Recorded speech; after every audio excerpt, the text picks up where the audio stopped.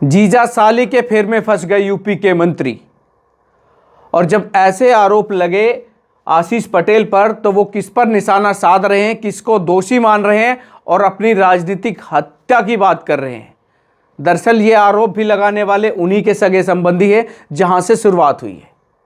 नमस्कार, मैं हूं कुलदीप और आप देख रहे हैं खबर पुस्तक। यूपी में कैबिनेट मंत्री हैं आशीष पटेल। केंद्रीय मंत्री अनुप्रिया पटेल के पति हैं। अपना दल सोनेलाल इनकी पार्टी है। इन पर विभाग है प्राविधिक शिक्षा और उसी में बड़े भ्रष्टाचार के आरोप इन दिनों लग रहे हैं।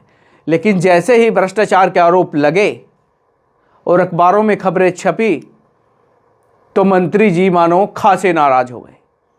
और नाराजगी ऐसा ही नहीं किसी पर, सीधे सूचना निदेशक को हिदायत दे डाली। नाम लेकर के कहा कि कृपया इस पर रोकथाम करें। मेरे खिलाफ जो मीडिया ट्रायल हो रहा है ये गलत है, ये नहीं होना चाहिए। क्या कुछ आशीष पटेल जी के साथ और सबसे पहले किन लोगों ने इन पर आरोप लगाया कि इनके विभाग में भ्रष्टाचार वो भी बताएंगे।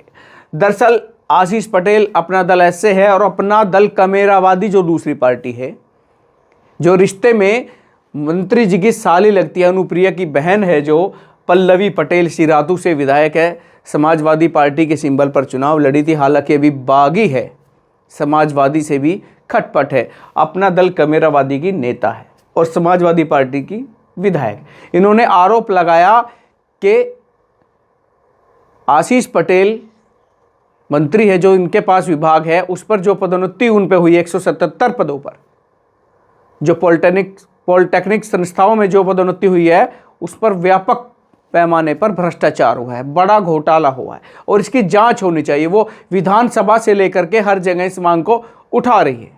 हालांकि विधानसभा में इस मांग पर सहमति नहीं बनी थी, इनकी बात सुनी नहीं गई थी, ये धरने पर भी बैठी थी एक दिन के लिए। लेकिन उसके बाद जैसे ही आरोप लगते चले गए, अखबारों में छपते चले गए, तो आशीष पटेल जी खासे नाराज हो गए।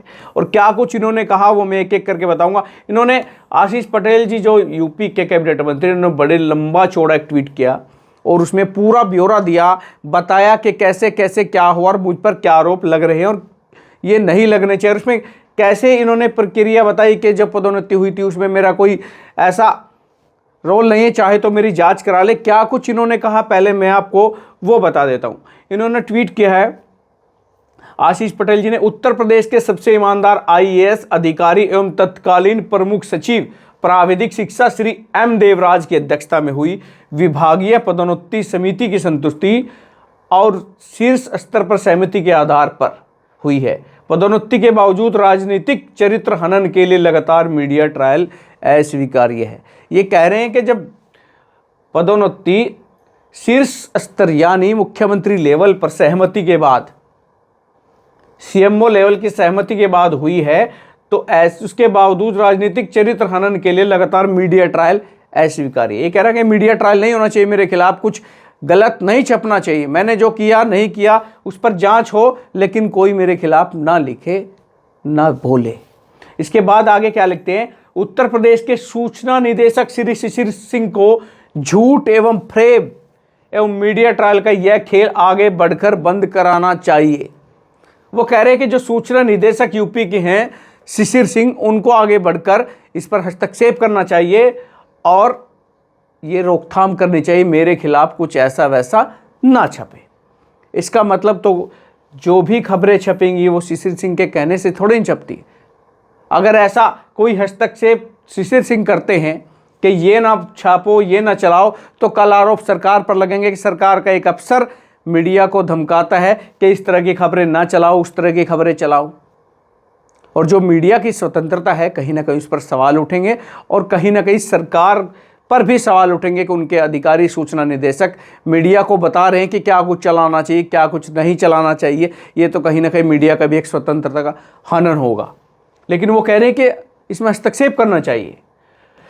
यदि वह विभागीय पदोन्नति गलत है तो सूचना विभाग की तरफ से स्पष्टीकरण देना चाहिए। अब आगे भी इनका लंबा ट्वीट है। वैसे ही यहां तक अगर मैं आपको बताऊं तो ये साफ तौर पर कह रहे हैं इसका तो अगर मैं थोड़ा निचोड़ निकालूं तो साफ तौर पे कह रहे हैं कि शिशिर जी जवाब दे दें कि मैं गलत हूं, ये सही हूं। स्पष्टीकरण दे दे। अब सूचना विभाग को क्या मतलब इससे, लेकिन ये चाह रहे हैं कि सूचना विभाग ही मुझे क्लीन चिट दे दे या दोषी ठहरा दे। हालांकि उनका कोई रोल नहीं है क्लीन चिट देने का और दोषी ठहराने का। वो काम तो अगर जांच होगी, जांच का है, इसमें सूचना विभाग और सूचना निदेशक क्या करेंगे? उन बेचारों को बीच में क्यों घसीट रहे हैं माननीय मंत्री जी, ये भी बड़ा सवाल है। आगे लिखते हैं, मैंने पहले भी कहा है और एक बार फिर कह रहा हूं कि माननीय मुख्यमंत्री जी यदि उचित समझे तो बार बार के मीडिया ट्रायल झूठ और फ्रेब के जरिए किए जा रहे मेरे राजनीतिक चरित्र हनन के इस दुष्प्रयास पर स्थायी विराम के लिए बतौर मंत्री मेरे द्वारा अब तक लिए गए सभी फैसलों की सीबीआई जांच करा सकते हैं। इतना ही नहीं, मैं तो यहां तक कहता हूं कि लगे हाथ अगर उचित समझा जाए तो स्वयं मेरी तथा मेरी पत्नी और अपना दल एस की राष्ट्रीय अध्यक्ष व केंद्रीय मंत्री माननीय अनुप्रिया पटेल जी के सांसद और विधान परिषद सदस्य बनने के बाद अर्जित की गई संपत्ति की भी जांच करा ली जाए। वो कह रहे हैं कि मेरी भी और मेरी धर्मपत्नी अनुप्रिया पटेल जो केंद्रीय मंत्री हैं उनकी भी जांच करा ली जाए और सांसद और एमएलसी बनने से पहले तक की और बाद तक की जांच करा ली जाए कि उसके बनने के बाद हमने कितनी संपत्ति अर्जित की है। पर्दे के पीछे सामाजिक न्याय की आवाज को कुचलने का खेल जारी है। वास्तव में पदोन्नति के इस मामले में कुछ लोगों के कलेजे में कांटा लगने के कारण उन ओबीसी और वंचित वर्ग को लाभ मिल रहा है जिनके अधिकारों का सालों से हकमारी की जा रही है। पोस्ट के साथ संलग्न पदोन्नति की सूची देखेंगे तो इसका अंदाजा हो जाएगा। ऐसे लोगों को मैं बताना चाहता हूँ कि इनके कलेजे में भविष्य में भी कांटा चुभता रहेगा। वह इसलिए कि इन झूठे तथ्यों अफवाहों पर मीडिया ट्रायल से अपना दल इसकी सामाजिक न्याय की लड़ाई बंद नहीं होने वाली और हम अब पहले से भी अधिक शक्ति के साथ सामाजिक न्याय की आवाज़ को बुलंद करते रहेंगे। ये कह रहे हैं मैं डरने वाला नहीं हूँ और ना ही अपना दल का कोई कार्यकर्ता डरता है और ये हमारी सामाजिक न्याय की जो लड़ाई है उसको कमज़ोर करने की साजिश है, लेकिन हम डरने वाले नहीं हैं। अगर डरने वाले नहीं हैं तो फिर सीधे सूचना निदेशक को क्यों टारगेट कर रहे हैं, क्यों किसी और को कर रहे हैं? भाई अगर डर नहीं है, कुछ गलत नहीं किया है तो फिर डर किस बात का? जो हो रहा है होने दो, सच तो एक दिन सामने आकर रहेगा। अब इसके पीछे और ये आगे लिखते हैं, मैंने पहले भी कहा कि लौह पुरुष सरदार पटेल का वंशज आशीष पटेल डरने वालों में नहीं बल्कि लड़ने वालों में है। अपने शुभ चिंतकों के लिए एक विशेष बात की, यदि सामाजिक न्याय की इस जंग में मेरे साथ किसी प्रकार का षड्यंत्र दुर्घटना हुई तो इसकी सारी जिम्मेदारी उत्तर प्रदेश पुलिस के स्पेशल टास्क फोर्स की होगी। अब ऊपर लिख रहे हैं कि मैं किसी से डरने वाला नहीं हूं, मैं सरदार पटेल का वंशज हूं। और एक लाइन नीचे लिखते हैं कि इस लड़ाई में जंग में मेरे साथ किसी प्रकार का षड्यंत्र दुर्घटना हुई तो इसकी जिम्मेदारी यूपी एसटीएफ की होगी। अब ये खेल समझ से थोड़ा परे है। जांच, आरोप, भ्रष्टाचार ये एक तरफ है और ये सीधे कि मुझे षड्यंत्र के है कोई दुर्घटना, इसमें दुर्घटना वाली तो कोई बात ही नहीं है। ये कोई महाभारत का लड़ाई या जंग थोड़ा ही ना है। जांच होगी, आरोप होंगे, अगर कुछ मिलेगा तो आरोप लगेंगे, नहीं होगा तो बात खत्म। आप साफ सुथरे रहेंगे, आपके विभाग की जो कुछ आपने किया वो साफ दिख रहा है, इसमें कोई दिक्कत थोड़ा ही नहीं अगर जांच होगी तो। लेकिन दुर्घटना वाली बात ये कह करके कुछ नया प्रयोग करना शायद चाह रहे हैं। थोड़ा आपको ये दिखा दूं ट्वीट क्या, रिप्लाई क्या है इनके। रिप्लाई में है, मंत्री जी आपकी इज्जत को सरेआम नीलाम किया जा रहा है। ये एसआर यादव जर्नलिस्ट है कोई, इन्होंने लिखा है, मंत्री जी आपकी इज्जत को सरेआम नीलाम किया जा रहा है और आप कुर्सी की मोहमाया में फंसे हैं। ऐसी कुर्सी को लात मारकर अपनी ईमानदारी की सबूत पेश करें। ये कह रहे हैं कि आपको छोड़ देनी चाहिए ऐसी कुर्सी। अगर आप पर ऐसे षड्यंत्र के तहत आरोप लग रहे हैं तो आप छोड़ दीजिए और इस मोहमाया को छोड़कर कुर्सी को लात मारकर अपनी ईमानदारी का सबूत पेश करें कि हमने कुछ नहीं किया। इसके बाद एक और पंकजदीप अग्रवाल लिखते हैं, वो भी इनको रिप्लाई कर रहे हैं कि मंत्री जी आपने अपने आप को सरदार पटेल जी का वंशज बताकर छोटे व्यक्ति क्यों बन रहे हैं? आप तो सरदार पटेल जी से महान व्यक्ति हैं। आपके सामने तो गांधी जी, अम्बेडकर जी, सुभाष चंद्र बोस जैसे लोग भी कुछ नहीं हैं। आपने गलतियों को छिपाने के लिए महान लोगों को बदनाम मत करो। ये तंज कस रहे हैं मंत्री पर कि अपने जो आपने जो की है, उनको अपनी गलतियों को छुपाने के लिए इन महान लोगों का सहारा मत लो, इनको बदनाम मत करो। इसके बाद फैक्ट फाइंडर इंडिया लिखते हैं, आदरणीय योगी जी की कैबिनेट में पटेल साहब सबसे भ्रष्ट बेदर्द मंत्री हैं, मर्जी के मालिक। 3 साल से फार्मा कॉलेज को एनओसी देकर मान्यता ज़्यादा कॉलेज होने के बहाने से मना कर देते हैं, करोड़ों की कलेक्शन होती है। योगी जी फार्मा कॉलेज मालिकों से बात कर सकते हैं। ये साहब इनको भ्रष्ट बता रहे हैं, बेदर्द मंत्री बता रहे हैं, और ये कह रहे हैं कि योगी जी फार्मा कॉलेज मालिकों से बात कर सकते हैं अगर मेरी बात में सच्चाई ना हो।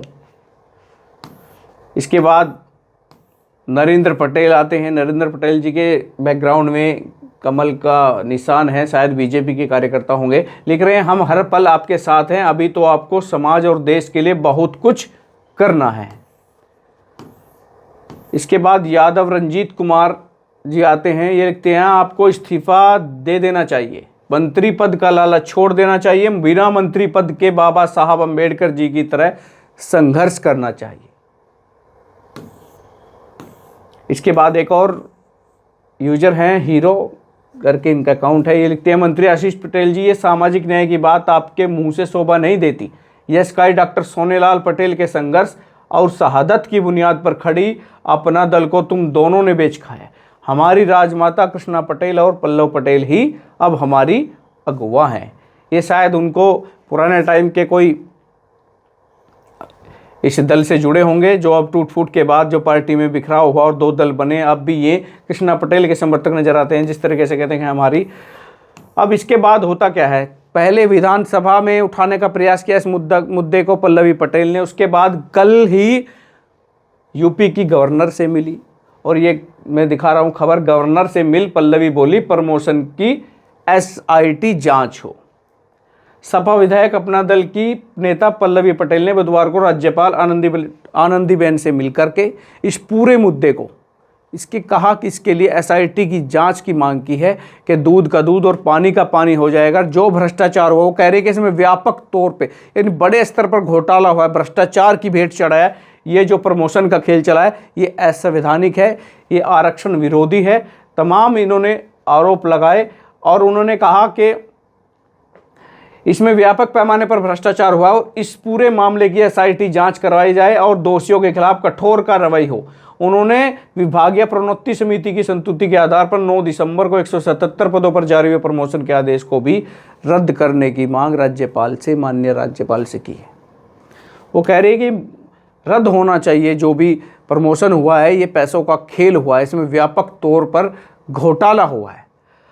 अब मंत्री जी फंस रहे हैं, एक तरफ तो अधिकारियों पर आरोप लगा रहे हैं, सूचना निदेशक को कह रहे हैं कि आपने मीडिया ट्रायल रोकना चाहिए, हमारे खिलाफ कुछ, मतलब मंत्री जी चाह रहे हैं कि मैं मंत्री हूँ, मेरे लिए अच्छा लिखा जाए, मैं कुछ भी करूँ मेरे खिलाफ एक शब्द ना लिखा जाए, अगर लिखा जाए तो उसके दोषी सूचना निदेशक है। कह रहे हैं कि सूचना निदेशक को लिखित में देना चाहिए, ये करना चाहिए, बता देना चाहिए कि हम दोषी हैं। अरे सूचना निदेशक का काम आपको दोषी और निर्दोष ठहराना थोड़ा ही ना है, उनका जो काम है वो भली बात अपना कर रहे हैं, और मीडिया का जो काम है वो मीडिया अपने स्तर से स्वतंत्र रूप से वो भी कर रहे हैं। लेकिन आप बीच में मंत्री जी जो है बीच में सूचना निदेशक को लपेट रहे हैं अपने बचाव के लिए। ये कौन सा कार्ड खेल रहे हैं ये तो मंत्री जी जाने, लेकिन जो खेल की शुरुआत वो घर से हुई है। रिश्ते में इनकी मंत्री जी की साली लगती है। सबसे पहले पल्लवी पटेल ने मुद्दा उठाया, सबसे पहले पल्लवी पटेल ने मुखर होकर इसके खिलाफ आवाज़ बुलंद की, और विधानसभा से लेकर सड़क से लेकर मीडिया से लेकर हर जगह वो आरोप लगा रही है। अगर कुछ आप साफ सुथरे हैं तो जवाब दीजिए ना। और कल राज्यपाल से मिलकर भी पल्लवी पटेल ने फिर से वही मांग दोहराई है और SIT की मांग की है कि इसके खिलाफ जांच होनी चाहिए, जिससे कि दूध का दूध और पानी का पानी हो जाए। और मंत्री ने भ्रष्टाचार अगर किया है, यानी जिन लोगों ने भी भ्रष्टाचार किया, उनके खिलाफ कठोर से कठोर कार्रवाई की। इस बीच एक बात और आई थी कि मंत्री जी ने एक जगह ये भी कहा कि अगर मैं दोषी हूँ, मेरे विभाग में कुछ मान लीजिए दोष हमने किया भी है, तो अकेली जाँच मेरी क्यों, मेरे जो अधिकारी हैं विभाग के उनकी भी होनी चाहिए। यानी कहीं ना कहीं ये ऐसे शब्द और ऐसी बातें कहीं ना कहीं कुछ ना कुछ संदेह उत्पन्न जरूर करती हैं। अब देखते हैं कि होगा क्या, मंत्री जी कब तक इसको झेल पाते हैं और जांच इसकी कब तक बैठती है कि नहीं बैठती है, ये भी सवाल है। क्योंकि पल्लवी पटेल तो कह चुकी है कि इनके खिलाफ इनको सरकार बचा रही है, भ्रष्टाचार तो बहुत बड़ी मात्रा में हुआ है। आपको ये खबर कैसी लगी ज़रूर बताइएगा, जुड़े रहिएगा खबर पुस्तक के साथ।